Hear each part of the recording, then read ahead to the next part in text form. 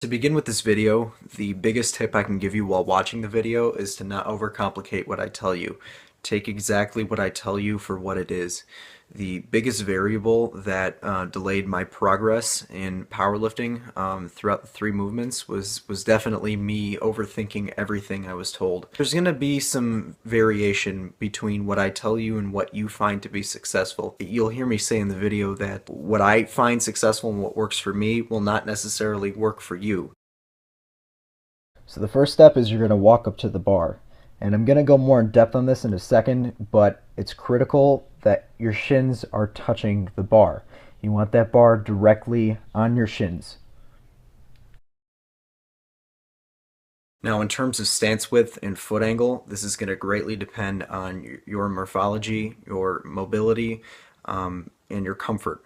If you have very, very poor hip mobility or hamstring mobility or quad mobility, whatever it may be, you may find that a closer stance is better than a wider stance. You'll see big guys like Eddie Hall or Brian Shaw who are pushing 400 pounds, who are very tall, and they have a very wide conventional stance, and that's because it's comfortable for them, and that's because that's where their strengths lie. I have a moderate stance, about shoulder width, with my foot angles slightly out. Some people have a very straight foot angle, and some people have a very wide stance. So step 2 is getting a lot of air. And when I say get a lot of air, I mean push your belly out.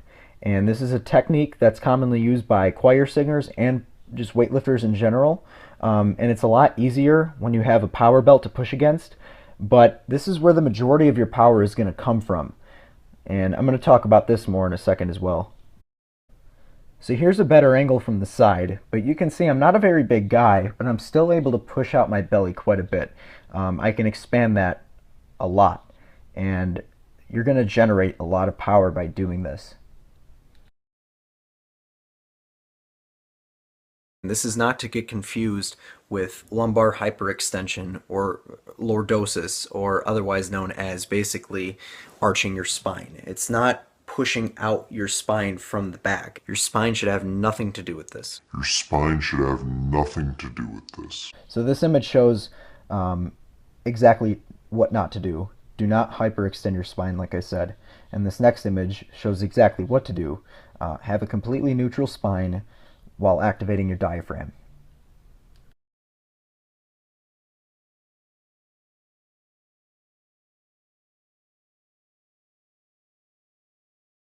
There are two general ways to grip the bar, and the one you're seeing here is referred to as a mixed or alternate grip, and this is going to benefit most people because it basically has unlimited grip. If the bar rolls out of one hand, it'll roll into the other because you have one overhand and you have one underhand. So that's the biggest benefit to a mixed grip.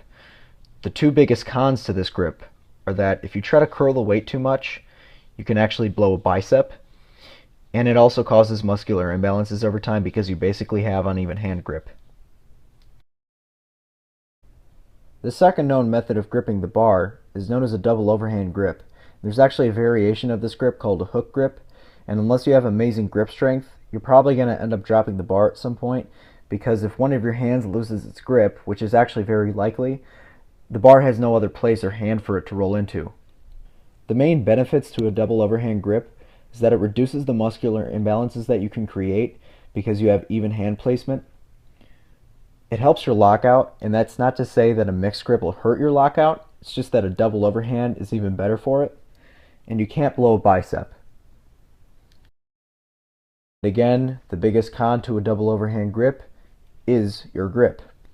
Now, this hook grip that I keep referring to is actually where you have the bar here and your thumbs here, and you wrap your fingers around your thumb, and it's said that it's basically impossible to drop a bar when you're hooking onto the bar with your thumb. Now, this is dangerous in my opinion because you can actually dislocate your thumb doing this, and this is partially why I suggest a mixed grip if you're comfortable with the idea that you can possibly blow a bicep, but it's rare in my opinion. It's very difficult to do. As long as you keep your arms locked, that won't happen. The only problem with the double overhand, just a straight up double overhand, is that unless you have amazing forearm and hand grip strength, the bar is going to want to roll out of your hands, and it's not going to have another hand to roll into, and so you're probably going to end up dropping the bar.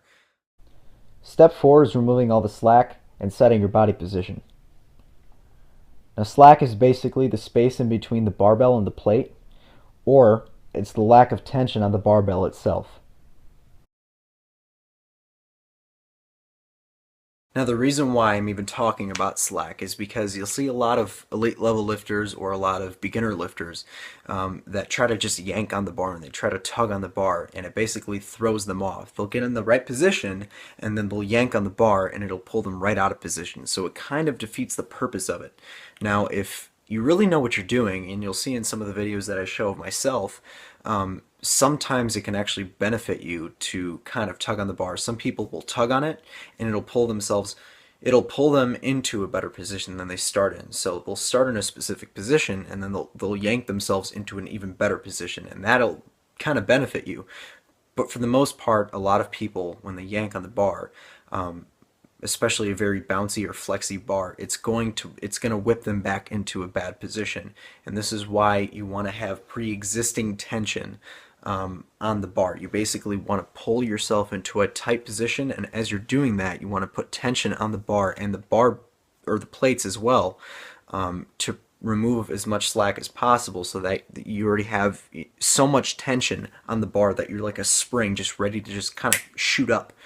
There's a cue that some people use. It's called hamstring loading, where basically it's kind of like you load your hamstrings and you set your hips down, and as you're doing this, you're pulling on the bar more and more and more, and as you set up, you're loading up so tight that you're ready to just kind of spring up. These next two clips are going to display what removing the slack should sound and look like.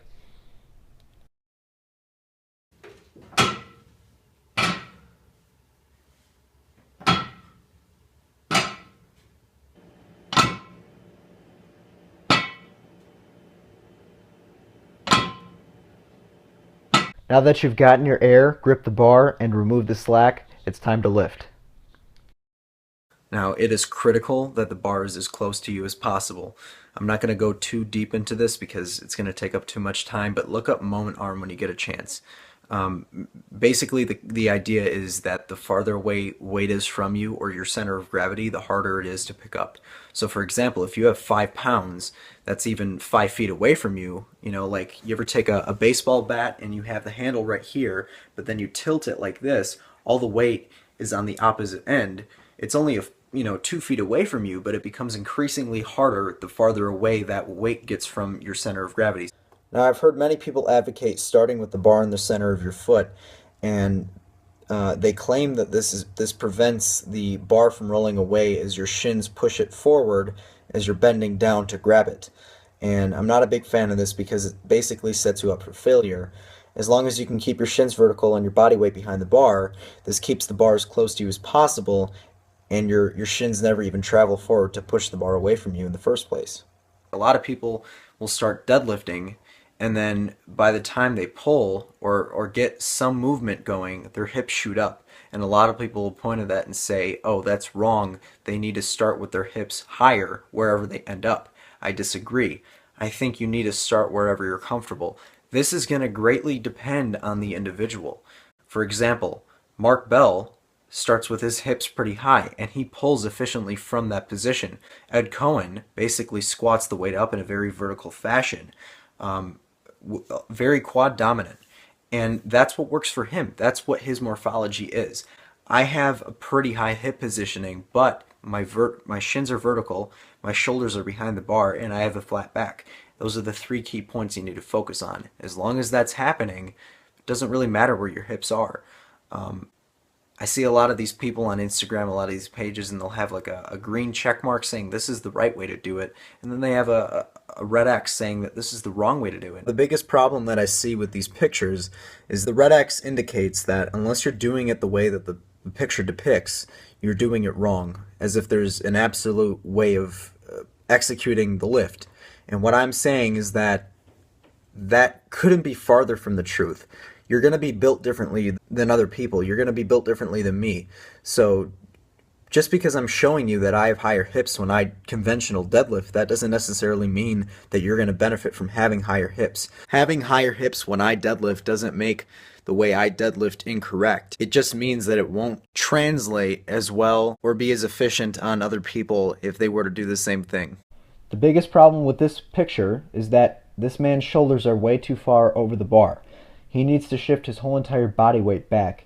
Currently, he's mistaken his body type for someone of mine where my hips can be higher. His hips should not be that high because that's causing his shoulders to be over the bar, which then causes it more to be more like a straight leg deadlift, which is using way too much of his lower back. You want to recruit as much glute, hamstring, and quad into the movement as possible, and he is doing nothing of the sort. To the contrary, with this guy, his hips are way too low for his body type, and as the image of Ed Cohen showed earlier, this can work on certain people, such as Ed Cohen, because their morphology and their body type calls for this kind of positioning. They can squat the weight up because their legs are a lot shorter and they have a longer torso. But for this individual, his shoulders are actually behind the bar, and that's counterproductive because he has no leverage to get the weight even moving off the floor. His hips need to be a little bit higher with his torso a little more forward, causing his shoulders to be in line with the bar and not behind the bar. You can also see how his knees are actually over the bar as well. They need to be vertical. So irrespective of where your hips end up, this is what a deadlift should look like. This is what a conventional deadlift should look like. Shoulders in line with the bar, vertical shins, flat back, and hips back. This is going to result in the bar being as close to your hips as possible, and we already established that your hips are your center of gravity. This is going to make a conventional deadlift the easiest it can possibly be. This is an old clip of me back when I didn't know how to conventional deadlift, and my biggest problem here is that my knees would shoot too far forward, and technically the bar is actually even closer to my hips here, but I was using way too much lower back. I never felt my glutes activate, never felt my quads activate, and that actually made the deadlift harder. This is not too long ago when I actually made some adjustments that helped my conventional deadlift quite a bit. This is exactly what it should look like. This is just like the clip I showed a little while ago, but with some weight actually on the bar, and I found a tremendous difference between that last clip and this clip. The same goes for this clip. This is not very heavy weight for me, and this is very recent, but I'm not a huge advocate of removing the slack for myself anymore. I advocate that more for beginners because, as I said before, it's not hurting my form, it's not hurting my positioning. So this looks very good and consistent with what I was saying before.